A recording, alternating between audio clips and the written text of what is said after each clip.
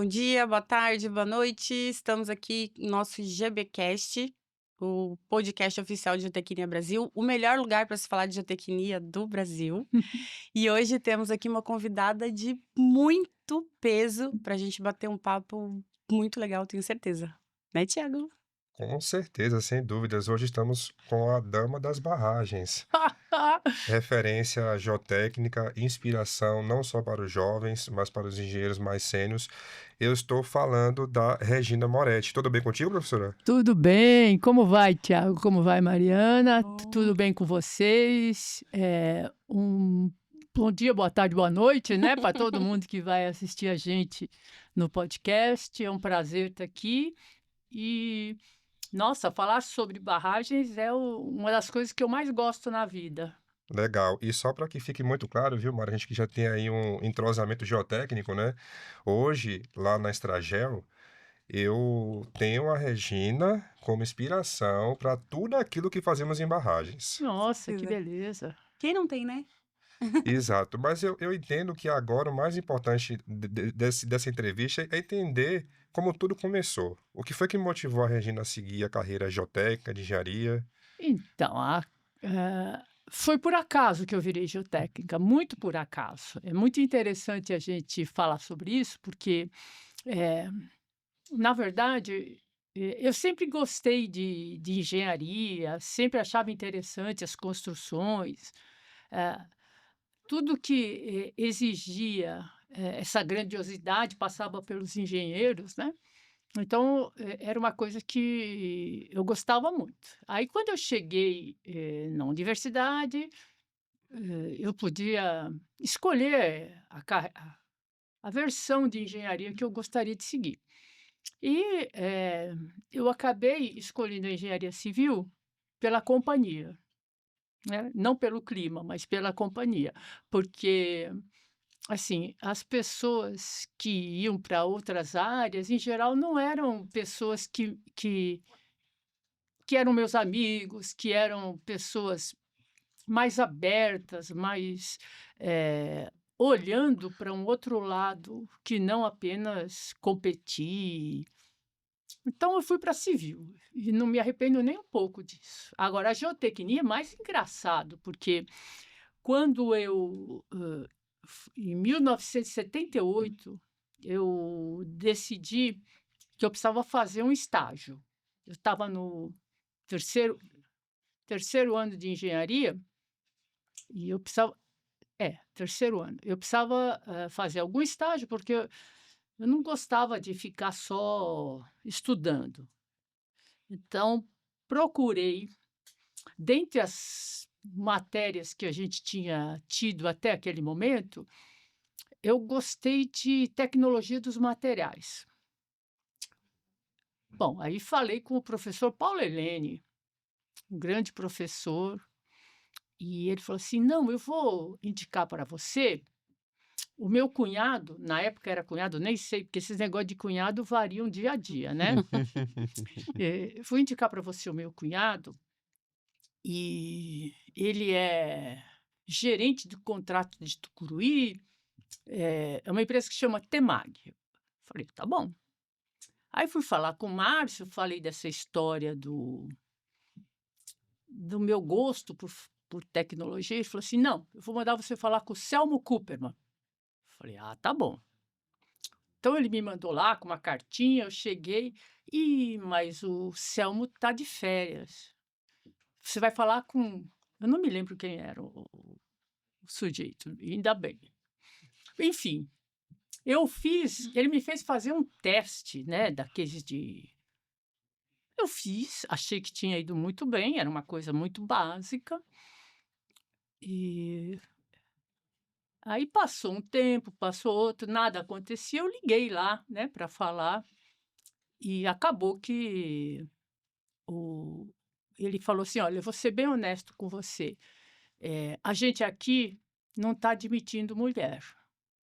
Caramba, isso em que década mais ou E menos? que 78, 1978, Meu Deus. não é. Eles tinham lá, já acho que 2 engenheiras que trabalhavam nessa área. Ele falou: "Porque a gente aqui trabalha com túnel muito Então, mulher, o pessoal não gosta que entre em túnel, era dessa época, tá. Eu eu falei assim: "Ah, tudo bem". Aí eu liguei pro chefe lá de Tucuruí, da Temag, e ele falou assim: "Não, vou mandar você falar numa outra área aí dentro então, para você ver se consegue um estágio. É na área de barragens". Eu falei: "Vixe, rapaz, mas eu não tive nem mecânica dos solos ainda". Falou: "Não, mas vai falar lá". Eu fui, aí no primeiro dia que eu fui, para começar meu estágio, tinha ninguém para me receber. Tava todo mundo correndo para lá para cá, atrás de um velhinho. As pessoas da área, ele passou uma hora e falou assim: "Ó, fala com", eu não me lembro mais quem era, mas "fala com o engenheiro tal", mas o tal engenheiro também estava preocupado com o velhinho. Eu falei: "Nossa, mas quem será esse velhinho, né?". Aí esse rapaz falou para mim assim: "Você não sabe quem é o Arthur Casagrande?". Eu falei: "Não". Eu não sabia mesmo, eu não tinha ainda. Então, no meu primeiro dia da Temag, estávamos eu e o Arthur Casagrande. Eu acho que isso era uma mensagem, né. Caramba! Foi muito legal. Depois me apresentaram, eu conheci, uma pessoa fantástica, né, com histórias fantásticas, que as pessoas sempre acabam, quando termina o trabalho, fazendo alguma coisa, um café. E ele estava lá tomando cerveja e conversou com a gente. Inclusive tem até uma foto, né, do Tesarg, do Casagrande, do Bierro, que está sendo projetada aqui na tela. Então, só para vocês terem uma ideia das oportunidades que a Regina teve aí no início de carreira. Então, como vocês podem ver aí na foto, né, os 3 engenheiros ali acompanhados do SPT, todos engravatados com paletó, Igualzinho a gente faz aqui. igual a gente faz hoje, né, Mari? Mas aproveitando o ensejo, aliás, eu vou deixar para que a Mari conduza. Ah, mas não, eu ia falar assim que, é a próxima pergunta que eu ia fazer, mas você já falou, então você já entrou na geotecnia em barragens. A área também envolvia túneis, envolvia outras coisas de geotecnia, mas eu fui designada para, ser estagiária da equipe que estava projetando Porto Primavera. Ai, lá começou. Aí eu vou contar desse meu casamento com Porto Primavera mais tarde. Tá, e aí o que eu ia perguntar depois é, além dessa sua introdução, né, com o Casagrande, quais foram os seus principais, inspiradores ao longo da sua trajetória em geotecnia e principalmente em barragens? Sem dúvida nenhuma, o meu principal, mentor, amigo de dia a dia, pessoa que eu acompanhei, até os últimos dias, foi o Paulo Cruz. O Paulo Cruz me achou, numa aula e, na época, eu queria fazer mestrado e a Vera Cosolino, vendo uma mulher, ela era professora da Poli, né, na pós-graduação, vendo uma mulher, ela decidiu que eu tinha que fazer o mestrado com ela.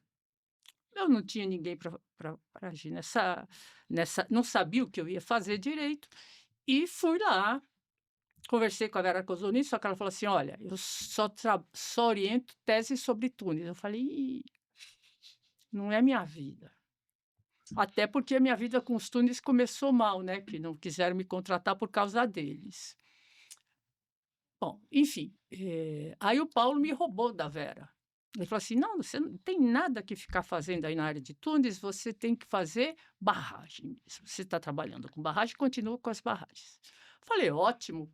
E daí começou essa grande amizade pessoal e técnica, né. A gente sempre combinou muito bem tecnicamente. Eu ajudei o Paulo, no livro, né, eu escrevi um capítulo. Um dia ele chegou para mim e falou assim: "Regina, eu tenho um trabalho para você". Eu falei: "O que foi?". Ele falou assim, no apartamento dele, ele tinha uma espécie de quartinho do despejo. E lá tinha um monte de caixinha, dessas caixinhas que você guardava documentos naquela época, né. Ele falou assim: "Olha, aqui tem pelo menos 100 caixinhas. Você vai levando um pouco de cada vez e você vai falar o que tinha na caixinha que eu fiz. Então, cada uma deve ter uma barragem. Então, você vai ter que levantar a ficha técnica, ler o que eu escrevi na época, porque aí você vai saber o que eu fiz na barragem. E assim, aquele primeiro capítulo em que ele escreve sobre as 100 barragens que ele trabalhou e que para mim foi excelente, eu li e organizei, consolidei as informações. E, bom, acho que isso foi o mais importante, pelo menos para mim, né? Ainda que eu tenha feito o capítulo de aterros hidráulicos e tenha contribuído na parte de drenagem, para mim o que eu mais aprendi foi fazendo isso. Mas além do Paulo Cruz, teve alguma Ah, outra figura de mentoria? sim, o Milton Vargas. O Milton Vargas era dono da Temag, onde eu trabalhava, e também foi meu professor também, assim como o Paulo. Foi meu professor na graduação ainda e, obviamente, me interessou profundamente, o que ele sabia, o que ele conhecia. Ele sempre dava, principalmente quando dava algum problema, ele aparecia para falar com a gente. A gente encontrava na fila do banco, você imagina o tempo que era. Então a gente ficava conversando sobre os projetos que eu estava tocando ou que eu estava participando, e ele sempre interessado em ajudar. Foi também uma pessoa fantástica na minha vida profissional, pessoal também. Ele às vezes me chamava na sala dele para contar do Billings, ou outras tantas histórias que ele me contou maravilhosas. Inclusive o Billis, o Terzaghi visitou, né? Visitou a Billings, claro, visitou a Billings. O Milton Vargas, ele tinha sido aluno do Casagrande. Quando ele morreu, a filha dele, a Mariana, me deu o livro de anotações dele do curso que ele fez com o Casagrande sobre barragens, em 1930 ou 40, não me lembro bem. Se um Mas dia eu puder emprestar para nós esse livro. Não, eu empresto, claro. Então tem esse livro que a Mariana gentilmente me ofereceu. Agora, eu não posso deixar de falar de 2 outras pessoas que foram meus professores e que influenciaram profundamente a minha vida profissional, que são o Carlos Pinto e o Faisal. São os 2 que, assim, me ensinaram como lidar, principalmente com laboratórios e solos moles, que é o Faisal. Sem os cursos e as coisas que eu discuti com o Faisal, sem dúvida nenhuma, eu não entenderia e não conseguiria compreender como eu compreendo hoje sobre os ensaios, sobre as fontes de erro, né? O pessoal pega um ensaio, olha para ele e fala assim: olha, então o C' é esse e o filinha é esse. E aí o Carlos Pinto entra, porque a parte de resistência ao cisalhamento e areias, que era uma paixão mútua, né? Tanto eu como o Carlos gostávamos muito. Carlos ainda está aí para contar a história para a gente. Foram 2 figuras importantíssimas na minha vida profissional. Sem eles, eu realmente, tudo que eu aprendi depois sempre foi com base não só nas figuras, mas no que eles ensinaram. E tem a Xoxana Signer, que logo que eu entrei na Temag, foi minha chefe direta e me ensinou a lidar. É uma mulher importantíssima da geotecnia, que depois ela desistiu, foi fazer a editora de texto, A oficina, né? desculpe, oficina de texto, que teve uma importância muito grande para a engenharia nacional. Mas geotécnica ela já não era, já fazia algum tempo, mas no começo da minha carreira ela foi importantíssima, clara, como trabalhar, o que pesquisar, onde procurar. foi, assim, uma luz também na minha carreira profissional, entre tantas outras pessoas que É, você citou eu alguns queria nomes de citar pessoas. uma pessoa que Ah, ficou pode falar. faltando, que é o Luiz Ferreira Vaz, Ah, que me fez amar a geologia. O que foi professor da Unicamp. Isso! Ele me fez amar a geologia, me fez entender que sem a geologia, sem eu compreender a geologia minimamente e sem o apoio da geologia, de um geólogo, dos bons geólogos, eu não conseguiria nunca fazer alguma coisa segura ou escolher uma seção ou escolher o tratamento, porque era da geologia do que a gente nascia, né, as barragens nascem das suas, fundações, da sua natureza, né. Então eu aprendi com e ele ta esse também foi um grande amigo meu, e ele me ensinou a amar geologia.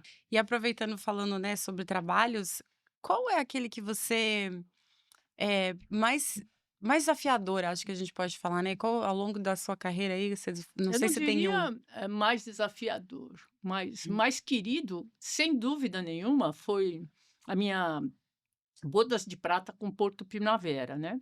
Eu trabalhei s mais de 25 anos no projeto, acompanhando a construção, acompanhando 2 enchimentos, porque aquela barragem teve o reservatório elevado até uma determinada cota, e depois conseguiram uma licença ambiental, e essa cota foi novamente, atingida pela água anos depois. E depois todas as coisas que aconteceram, era uma barragem que tinha 10 quilômetros de extensão em uma margem e 1 quilômetro de extensão na outra, e além das estruturas de concreto. Então, aconteciam coisas, né, apareciam surgências, apareciam um instrumento, não batia muito com o que era esperado ou dava variação. Então eu acabei tendo esse casamento, assim, por uns 25 anos. É a barragem mais querida que eu tenho, não tem dúvida nenhuma. Eu passo por ela, eu me emociono. Eu comecei a minha vida com ela, né, em 1979, 78. Eu comecei a minha vida com ela, então eu tenho uma ligação muito, muito importante com essa barragem. Teria mais 2 obras fora a Barragem Primavera que você guarda com carinho, com gratidão, com Tem, aprendizados? tem, tem algumas assim, uma delas é Guaporé. A usina de Guaporé, no Mato Grosso, eu tenho esse carinho porque, ainda que eu tenha ficado 25 anos trabalhando em Porto Primavera, não é como Guaporé, onde, eu fui escolher o eixo junto com o pessoal da hidráulica e da geologia, e da área ambiental, que também foi. Aí nós, estudamos o eixo, eh, já havia um estudo anterior, nós modificamos o eixo, nós fizemos uma barragem que tinha mais, capacidade, a barragem não, né, a usina hidrelétrica tinha uma capacidade de geração muito maior do que a inicialmente prevista, e aí, a geologia entrou, porque os arenitos eles, armazenavam água na época da chuva, e o rio, então, recebia essas águas em quase que todos os períodos. Então ele tinha uma vazão que não tinha estiagem para o rio Guaporé. Então foi uma lição também de aprender, de viver, de começar da barragem, acompanhar, escolher o eixo da barragem, fazer o projeto básico, fazer o projeto executivo, participar do acompanhamento da construção, analisar os dados de instrumentação durante e após o enchimento por algum tempo. Então essa foi, assim, uma criança que eu peguei de nascença e trouxe, né. Essa também, foi uma barragem que me marcou, muito, né, Guaporé. Depois também tem a outra que eu tenho um grande carinho, é a usina de Sinop. Sinop é a mesma coisa, nós fomos escolher eixo, eh, nós trabalhamos no projeto de viabilidade e também no EIA-RIMA, aí eu tive a oportunidade de gerir todo esse conjunto de projetos, né, Então, desde a engenharia, passando pelo meio ambiente, que foi uma experiência fantástica, né? Trabalhar com todas as áreas envolvidas, eh, seja na engenharia, seja na área ambiental. E depois, a barragem acabou sendo projetada por uma outra empresa, mas eu, muitos anos depois da barragem pronta, fui chamada pronta não, ainda estava terminando, fui chamada para fazer parte do board de consultoria de Sinop. Então também é uma essa ainda atingiu um pouquinho a mais, que foi fazer parte do board junto com o Nelson Pinto, que também virou um grande amigo, Hum. eh, torcedor do Atlético Paranaense, me perturbava quando o Palmeiras perdia, e Muito assim bom. foi. Então foi uma coisa muito boa também a barragem de Sinop, que eu também vi nascer, né, escolhemos o eixo e Bacana. depois, e complexa, barragem de Primavera nem se fala, mas a barragem de Sinop também era muito complexa. Regina, você contou aqui pra gente, você atua em barragens desde 78, né? Comecei com Seu no estágio. começo do meu estágio já com barragens. Depois de Brumadinho e Mariana, muita coisa mudou. O que que você enxerga que realmente mudou ou que não mudou? Se a gente aprendeu, tem algumas coisas a serem aprendidas ainda? Qual que é a sua percepção sobre Pois isso? essa questão da segurança de barragens, ela começou em 2010, né, com a Lei de Segurança, mas assim, para mim foi uma surpresa quando a legislação apareceu, porque a gente sempre fez segurança de barragem. Eu sempre fiz segurança de barragens, porque, a segurança de barragens para mim começava no projeto, a gente fazia toda uma época, toda uma geração, não é uma coisa exclusiva minha ou da empresa que eu trabalhava, que era a Temag, mas a gente fazia, projetos pensando em segurança, a gente, controlava a construção pensando em segurança, fazia as alterações necessárias durante a construção e depois a gente fazia o projeto de instrumentação e acompanhava, sempre era acompanhado desde a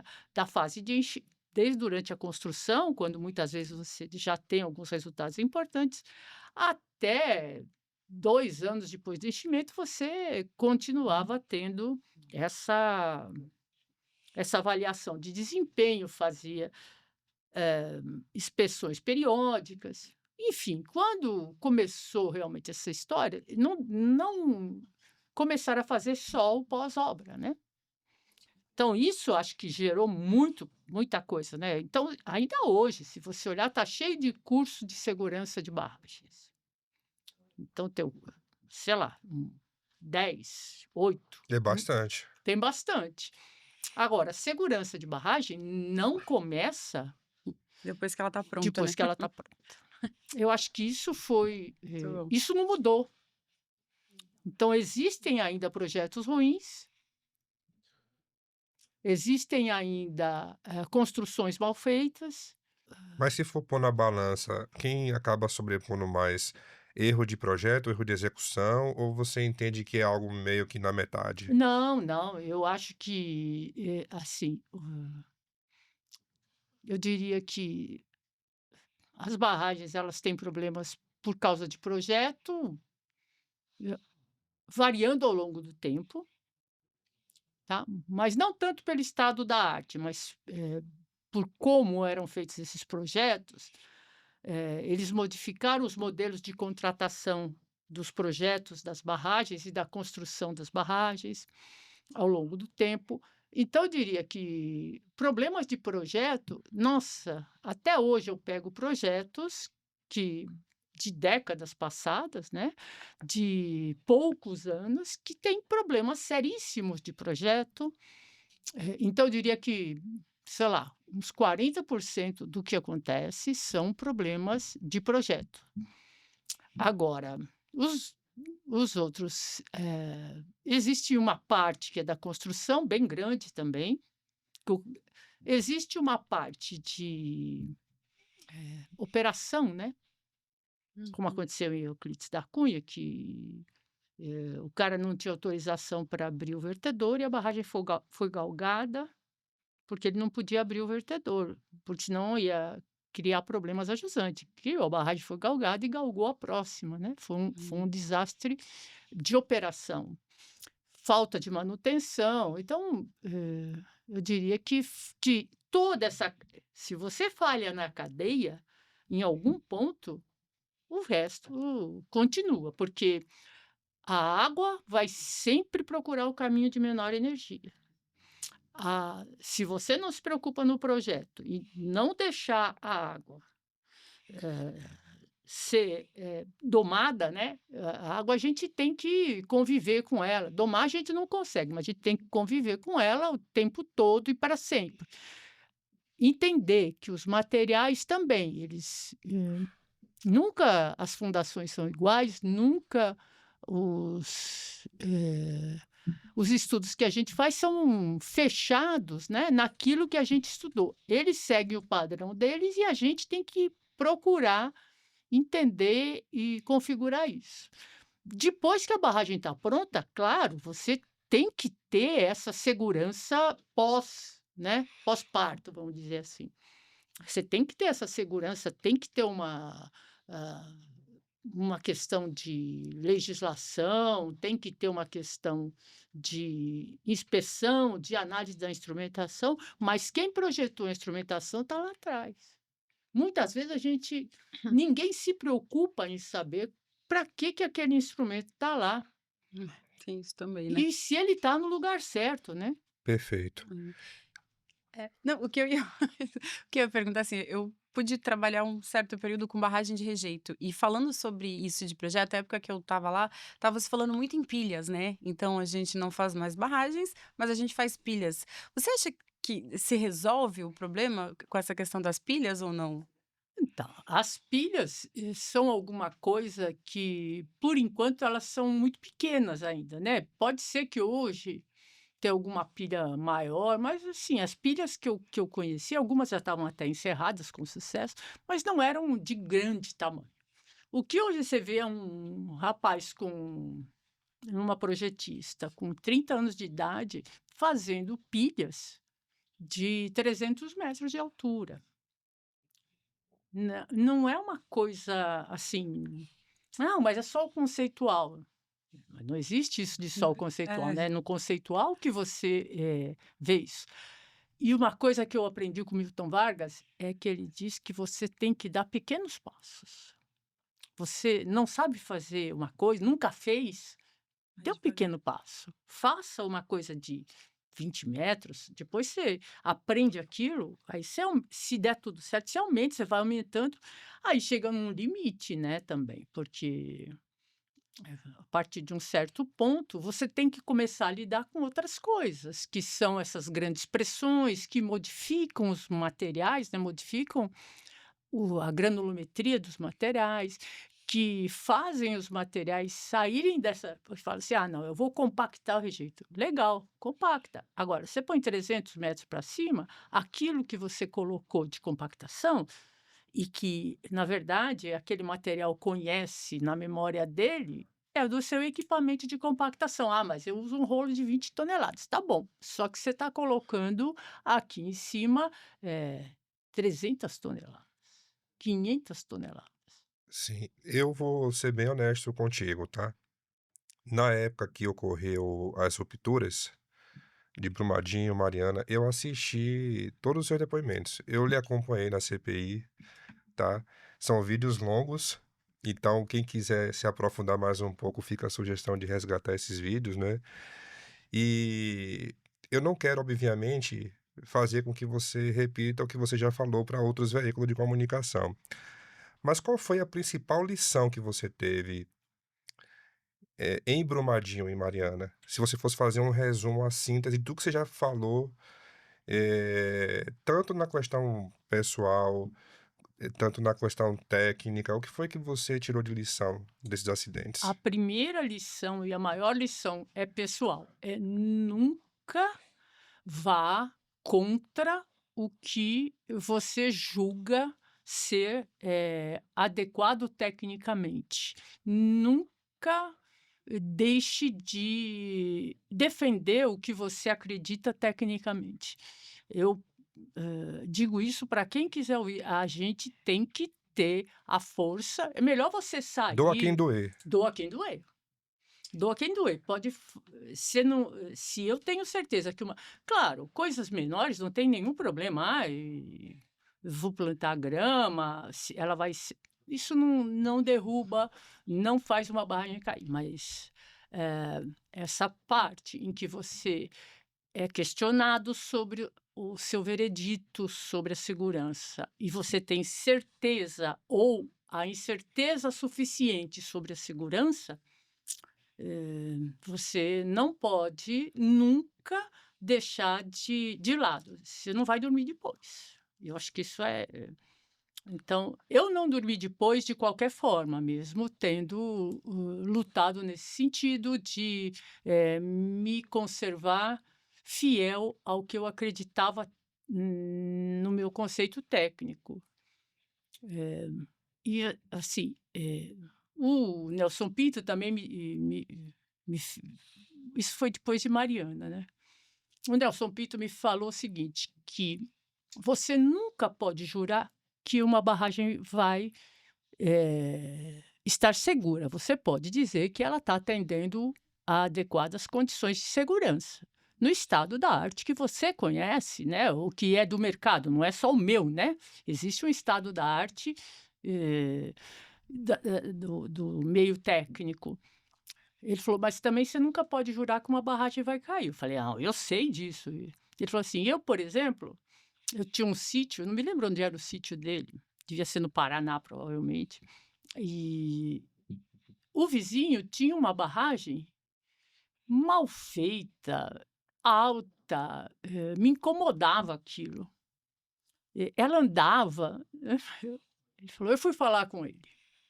E aquele jeito do Nelson, de dureza, né? Um ursão bom. Ele conversou com o cara e falou assim, não, essa barragem aqui tá segura. Ele falou assim, não, isso daí vai cair. Ele falou, passaram-se 50 anos e a barragem está lá. Então, a gente sempre tem que dizer que não atende aos critérios de segurança que a gente conhece naquele momento. Então, essa lição de ser fiel ao que eu acreditava é uma coisa que eu acho que ninguém pode deixar de conquistar. Às vezes é muito difícil, né? Eu tinha uma posição de consultora, isso ajuda, né? Às vezes você está no meio daquilo, mas compactuar não dá, não dá. Melhor você ir sempre pensando o que a sua consciência pessoal e técnica está te ditando. Então, essa foi a maior lição que eu tive. E a outra foi que as pessoas, realmente, desde Mariana, não acreditavam na liquefação, que a liquefação era uma coisa assim do terremoto, né? Aqui nós não temos sismo, coisa que é mentira também. E como nós não temos sismo, não tem problema nenhum, a gente não precisa se preocupar com isso, nem na mineração, que tem uma suscetibilidade especial, e nem nas fundações das barragens. Muito pouca gente pensava nas fundações das barragens com esse peso da liquefação, né? Você tem a areia na fundação, ela vai saturar, você tem o risco dela liquefazer, porque não necessariamente ela está atendendo a um caminho fora da liquefação em si, quando você está no estado ainda contrátil. Então, eu acho que a liquefação mudou, né? A gente aprendeu muito. Mesmo eu que sempre estive interessada, depois disso, parece que foram contratados consultores pela Vale muito importantes, pessoal de Mariana contratou. Então, a gente aprendeu demais sobre a questão da liquefação. A liquefação hoje é uma questão, eu diria assim, que conhecida. E já existe até modelos constitutivos que antes não Existe, eram tão trabalhados aqui e que já passou a ser, né? sim.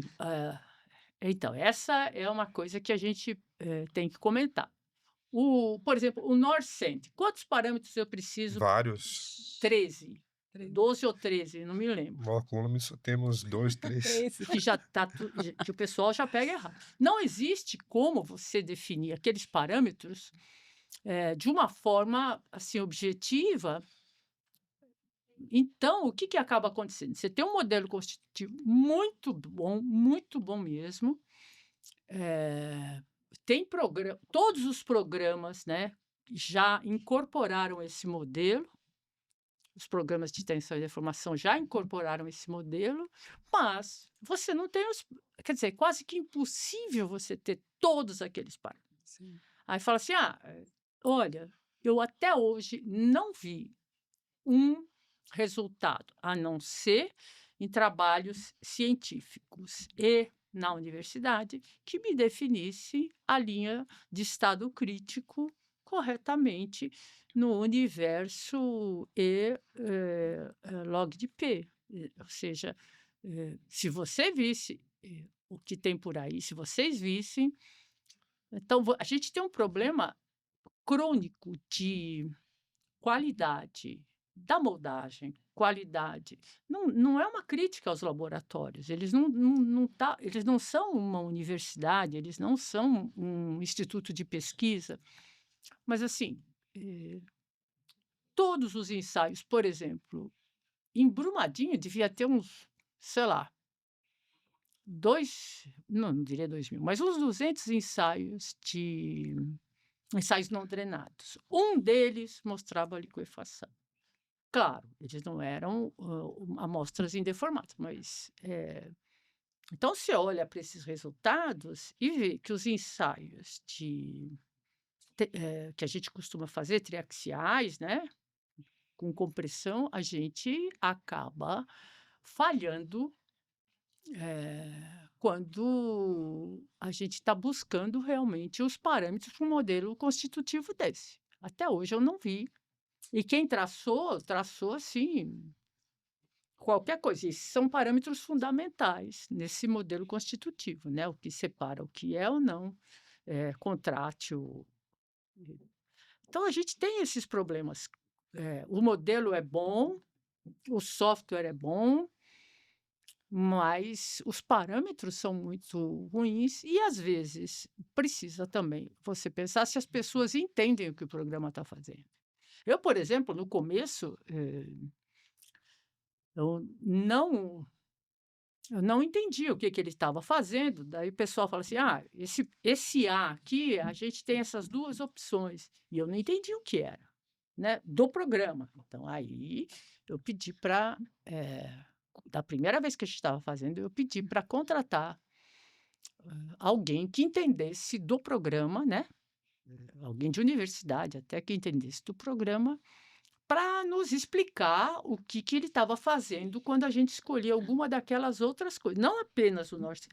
O NorCend a gente acaba usando, se você pegar 90% do que está aí feito de modelo constitutivo, os parâmetros de fundão. Usa os parâmetros de fundão. Então, você vai olhando, se bate no fundo. Então, realmente, não que isso não deva ser feito. Eu acho que a gente tem que caminhar para que isso melhore. Mas a gente não pode também, Regina, se você me permite, colocar o solo em uma equação matemática. Não é uma Não, ciência exata. não. E hoje, por exemplo, além do NorCend, nós temos o CASME, né, e alguns outros. Temos. E aí entra o julgamento do engenheiro para não ficar dependente de correlações também, né? Então, é isso que é importante, você ter a noção de até onde aquilo pode ir, seja a correlação, seja o que sai de um estudo de tensão-deformação, seja uma análise de estabilidade que você fez com parâmetros não drenados.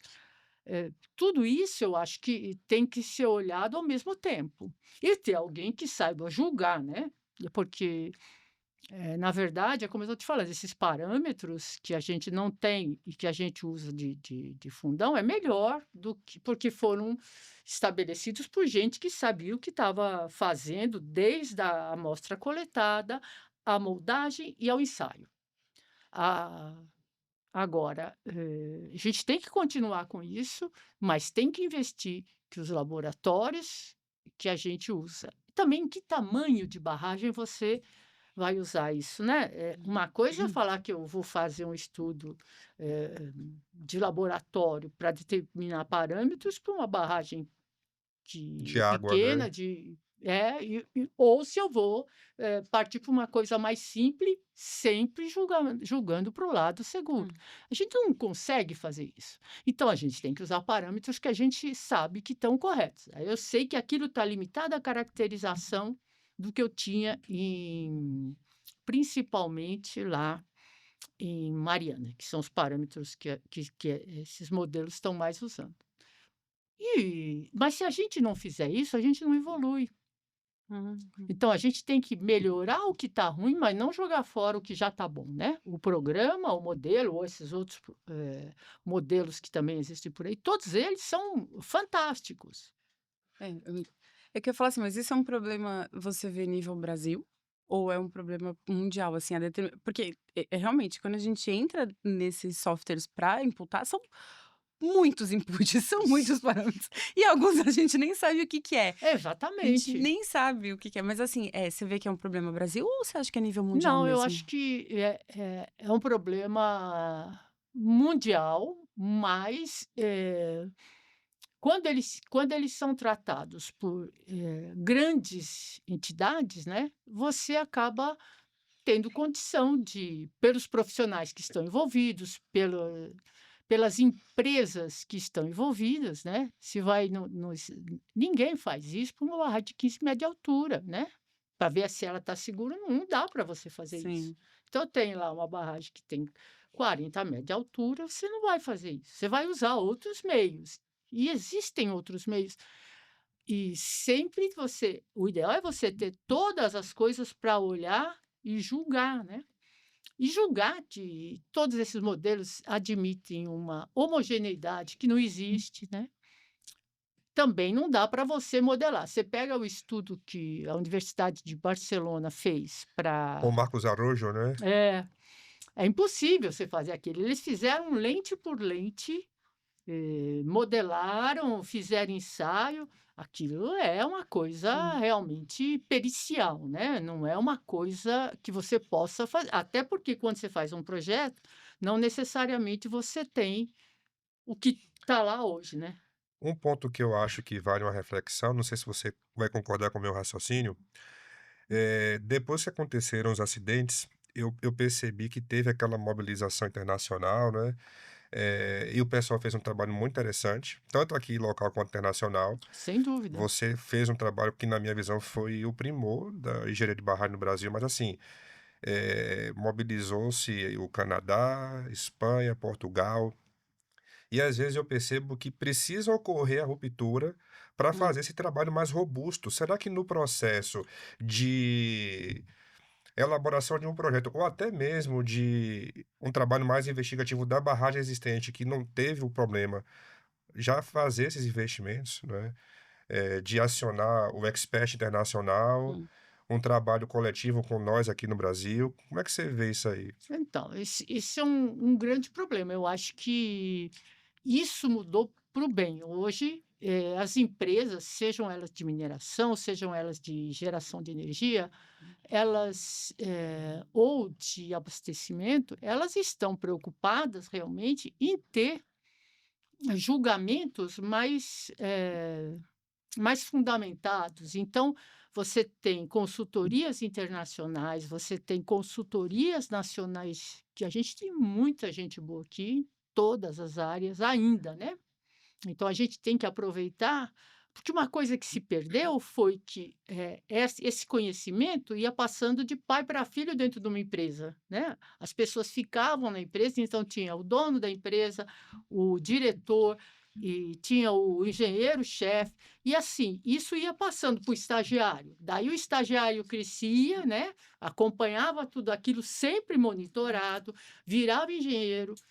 Assim, eu era considerada engenheira júnior com uns 25 anos de formada na Temag, Caramba. entendeu? É. Uau. E você já foi colocada na cova dos leões, né, quando se formou, porque imagina, uma pessoa novinha já tá em uma empresa como a Temag, né?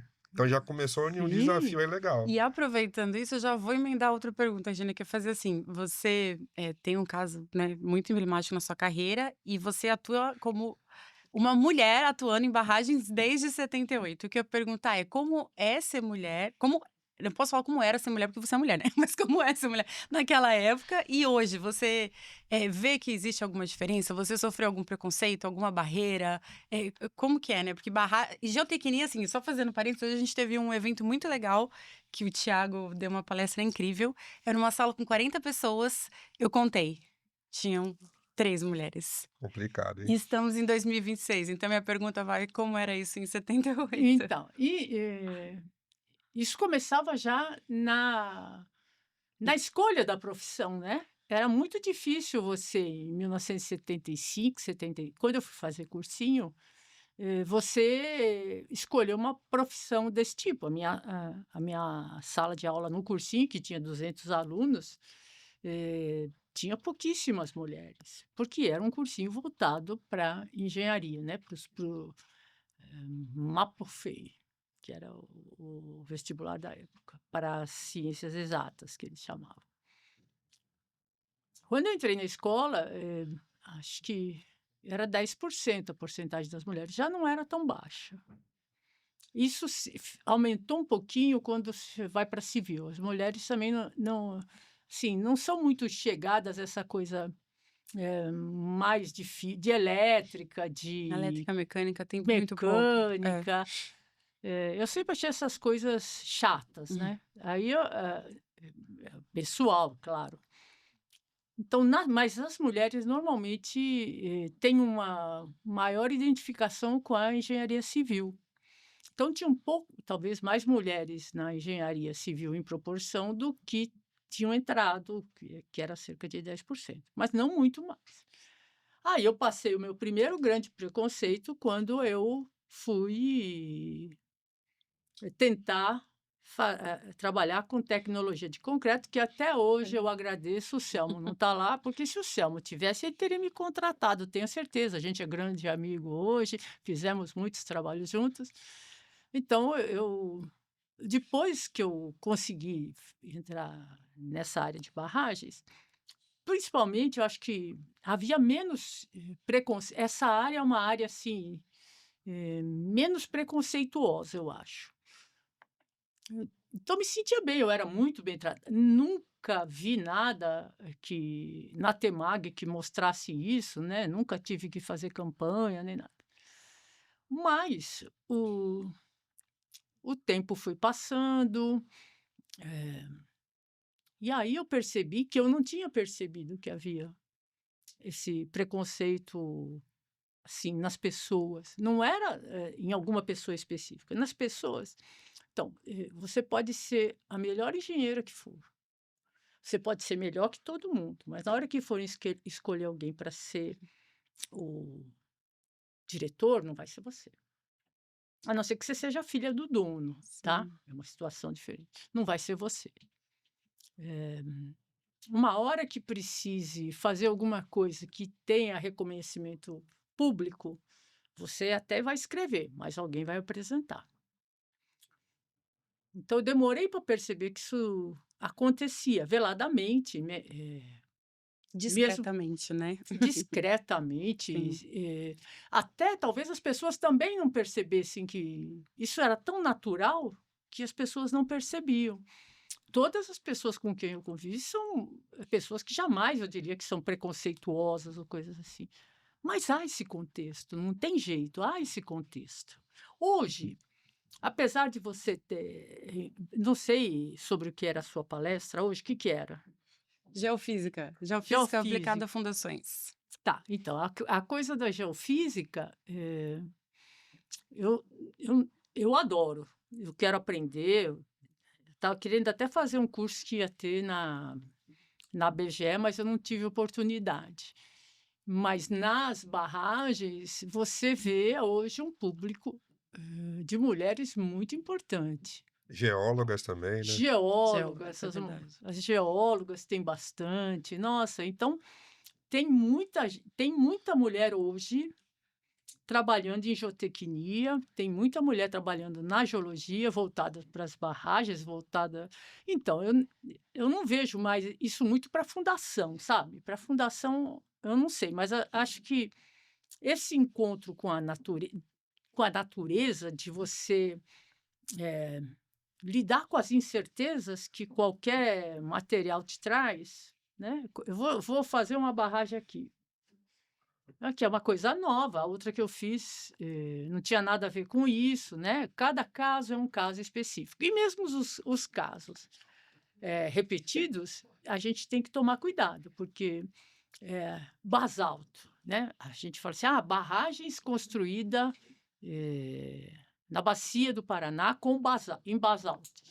Tá bom. Tem um livro recente do Guido, né?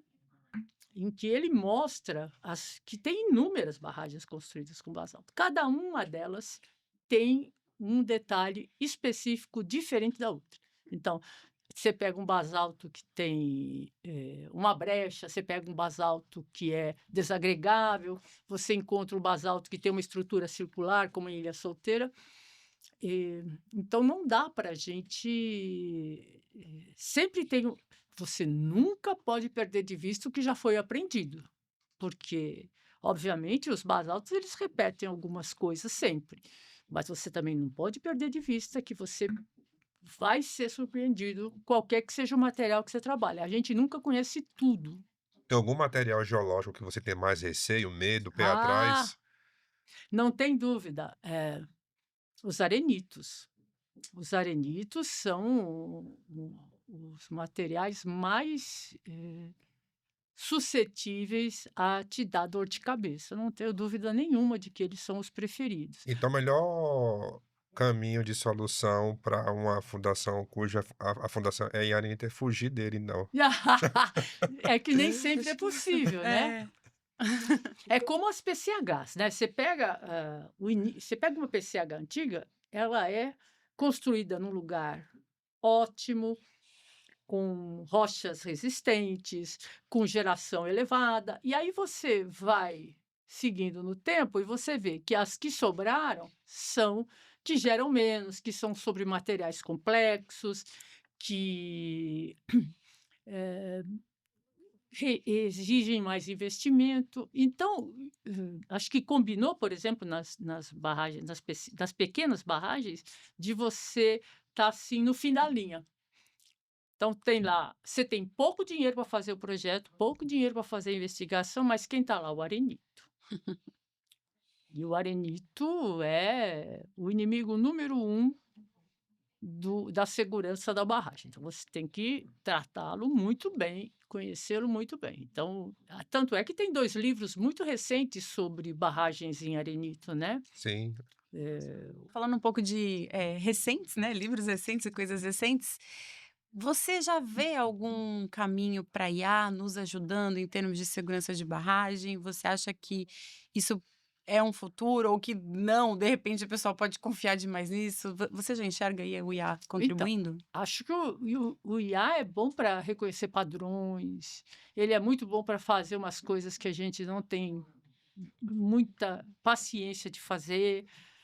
Agora, jamais ele pode substituir alguém que saiba avaliar realmente o que está sendo apresentado, por exemplo, na instrumentação. Uhum. Agora, que ele é fantástico. Às vezes o cara só desenha o gráfico de um ano, né? Mas se ele acompanha, o que o IA tem muita facilidade de fazer e tem muita capacidade, reconhecer padrões, reconhecer variação de padrão.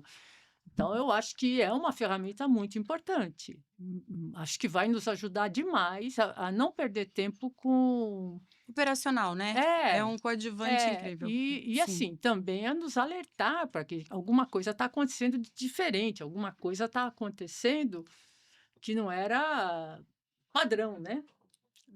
Ou você também pode ajustá-lo para te remeter a alguma outra coisa importante. Então, sem dúvida, eu acho que o IA vai nos ajudar em toda a engenharia, como os softwares nos ajudam, e essa é uma grande revolução também, né? O que a gente tem de coisa boa de software hoje é uma beleza, e aí, para o bem ou para o mal, depende de saber ou não usar o software e os seus resultados. E o IA também é a mesma coisa. Ele é uma ferramenta importantíssima, vai nos ajudar demais, mas você tem que ter o julgamento sobre se o que ele está te respondendo está correto, no sentido de alguém que olhe e diga assim, não, isso aqui realmente ele está avisando, o IA está avisando e não está bom, ou alguém diz assim, olha, ele não avisou nada, até porque às vezes você usa o computador, o IA, para dizer assim, olha, o meu nível de alerta é esse aqui. Isso é o mal. Você não deve dizer isso para o IA, a não ser que que ele entenda qual é a regra que você utilizou para aquilo. E hoje isso é possível. Então, quando você vicia, né, diz assim, olha, eu não posso passar desse número, mas alguém definiu um número para ele. Uhum. E esse número pode estar, ele não sabe chegar nesse número ainda, né? Então alguém pode ter errado aqui no começo, né? Isso é uma coisa muito preocupante também. Essas coisas de estabelecer limites Uhum. e deixar uma inteligência artificial julgar se aquilo está sendo ultrapassado ou não, ligar a sirene, essas coisas todas, né? A gente não pode fazer isso. Tem Perfeito. gente que está, não necessariamente com IA, mas coisas assim, bem avançadas, pode tocar a sirene que a barragem está rompendo, porque tem um instrumento que passou aquela linha imaginária, né? De, Imagina, de toca. emergência. Não toca? É, toca, ele não toca, véspera de Natal, Então, sempre essas e isso é épocas. muito ruim, né? Aí você tocou num ponto muito importante, é combinar IA com a instrumentação, né, com os sistemas de alerta, mas tendo o julgamento final do Sim, engenheiro, né? Claro, Estamos chegando importante. já nos finalmente, e eu queria fazer a última pergunta. Para o jovem que está nos assistindo, já que o nosso público é muito heterogêneo, que conselho você dá para o jovem que está começando na engenharia de barragens, que tem o desejo de caminhar por uma trajetória acadêmica e profissional de sucesso como você caminhou? E um dos grandes arrependimentos que eu tenho é não ter terminado meu doutorado, porque eu havia feito mestrado e estava. Você sabe que eu tenho tanto problema com isso que eu não lembro por que que eu parei. É uma coisa assim que sumiu da minha memória, por que que eu parei. Houve um motivo, mas eu não consigo. Há muito tempo, não é uma coisa só de velhice agora, não. Eu me esqueci por que que eu parei. Que ficou uma coisa traumatizada. Talvez eu tenha que fazer terapia para lembrar por que que eu porque Faz parei o parte? doutorado. é, faz mesmo. Mas eu diria o seguinte, que não dá para fugir de Estudar. você estudar. O que a gente aprende na graduação é muito importante, mas precisa ser complementado com cursos de pós-graduação, com cursos. Hoje a gente tem tanta facilidade de assistir gente boa falando, coisas interessantes que estão acontecendo, coisa que eu não tinha na minha época. Mas então a gente tem que continuar estudando, tem que fazer tanto quanto possível uma, ter uma visão acadêmica e também aprender, né? A gente aprende, como eu falei, o Faisal e o Carlos Pinto, eles foram meus professores na graduação, mas eles foram também na pós-graduação. E foi uma lição que eu trago até hoje, né? Eu não aceito alguém que traz uma curva granulométrica com um gap entre a sedimentação e o peneiramento. Mas foi aprendido. Então, o segundo ponto que eu acho muito importante é que a gente passe pelo projeto, sempre, quando a gente é jovem, tem que ser monitorado. A gente não é porque é capaz de fazer 200 estudos de estabilidade em um dia que a gente está aprendendo. A gente não está aprendendo nada fazendo isso. A gente tem que ter consciência de que alguém sempre tem que ter o pai, sabe? Eu acho que isso está faltando hoje. Você ter essa vivência monitorada quando você é jovem, e isso vai longe. Eu estava contando aqui que até 20 anos, 20, 25 anos de formado, eu era considerado engenheiro júnior, ainda que isso não, mas não porque eu era muito ruim, é porque as pessoas eram muito à frente, né? Tinham começado muito antes. E é uma construção gradativa, né, Regina? Exatamente, é Hoje, isso que com você 5 tem. anos de formado, a pessoa abre o escritório e sai vendendo projeto. Exato. Tá, E coloca lá, sócio-diretor. Quer ser engenheiro sênior, né? Aham. Pleno. Aí, se ele for gerente. master. Exato. Master, hoje o cara Isso, ele é. sai master. O que é que hoje eu fico triste, Regina, já que você abriu essa brecha, né? Por exemplo, Maravilhoso. a pessoa conclui a graduação, não tem experiência profissional, faz o mestrado e já acha que, né? A gente falou sobre isso no caminho, né? Foi muito legal você falar, porque o Thiago, a gente conversou sobre isso no caminho. Maravilhoso. E também, assim, depois, então, trabalhar em projeto, crescer dentro disso e não fazer o projeto, assim, sem se aprofundar no que você está fazendo. Então, eu estou trabalhando em cima de arenito, eu estou com um solo de empréstimo de uma laterita, ou seja, você tem que aproveitar as coisas que você tem ao seu redor, enxergar isso, mas estudar, porque nem sempre você tem colúvio de basalto para compactar. E as pessoas pegam parâmetros de colúvio de basalto no Nordeste para fazer projeto. Então, existem diferentes. Você precisa aprender a fazer o projeto com aprofundamento no que você está fazendo. Então, eu vou usar um programa, também eu vou me aprofundar naquele programa. O que é aquele.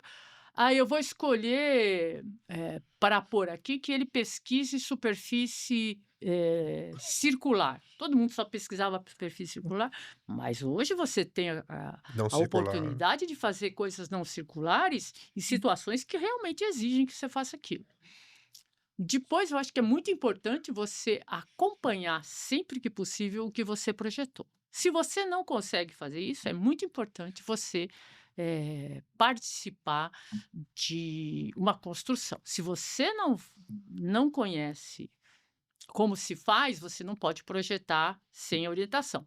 O que acaba acontecendo? Você não sabe que uma máquina não passa naquele espaço, o cara não consegue construir um V. O pessoal faz o projeto com o V, mas o cara não consegue compactar solo no meio daquele V que foi escavado. Essas coisas, que tipo de máquina faz cada serviço, né? Acho que isso é fundamental para a vida profissional. E depois você tem que acompanhar a instrumentação, mas entendendo o que está sendo instrumentado, né? Por exemplo, hoje a gente não tem grandes construções de barragens. Você tem muito essa parte de avaliação de segurança. Aí você chega lá, o piezômetro, e muita gente só faz isso, né? Olha o piezômetro, olha qual é o nível de alerta, nem sequer imagina como ele foi estabelecido. Então,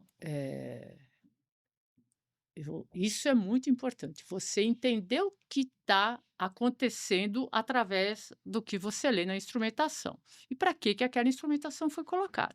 Então, não adianta eu olhar o resultado do instrumento sem saber por que ele está ali e o que ele vai me dizer.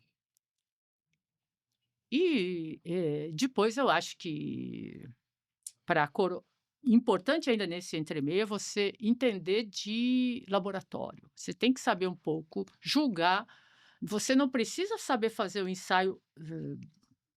Eu não sei fazer ensaio de compactação, por exemplo, mas eu sei o que é feito. Legal. Né? Gente, barragem não Julgar, é para amadores. julgar Não é o que para amadores. você está recebendo. Eu acho que você não pode receber um dado e colocar no estudo de estabilidade. E por fim, registrar o que você está aprendendo. Você pode achar que é básico para todo mundo, mas não é. Cada obra que você faz, cada avaliação que você faz, você aprende uma coisa nova, registra isso, faça isso publique o que você acha que é novo, que você teve que aprender, porque essa parte de você divulgar o seu conhecimento, eu acho que também é fundamental. E, se possível, dê aula, né? A aula Dar aula te ajuda muito a organizar as ideias, te dá um método, então, que serve para aula, que serve para a sua vida profissional. Então, quando tiver já mais velho, lembre que você vai dar aula, que você vai falar dos casos que você teve nas suas avaliações de segurança, ou nos seus projetos, ou nas construções. Os construtores escrevem muito pouco. Eles escrevem muito pouco, e isso é, assim, uma falha deles também. Então, escrever, dar aula sempre que possível e ter respeito pela sua profissão. Muito bom. Regina, a gente infelizmente está chegando ao final. Queria muito agradecer o seu Imagina. tempo, agradecer você ter vindo aqui, doar o seu conhecimento, um pouco da sua história. Tiago, agradecer mais um podcast juntos. E é isso, pessoal. Assistam, curtam, né? Sim. Assistam para que a gente sempre possa trazer convidados incríveis, assim como a Regina aqui. Imagina. E É é um isso. prazer. Até Foi o um próximo prazer. episódio, gente. Um prazer estar aqui com vocês, um prazer falar um pouco sobre as coisas que eu fiz e que eu ainda quero fazer, né? Com certeza. Um grande abraço, pessoal. Tchau, Até tchau. mais.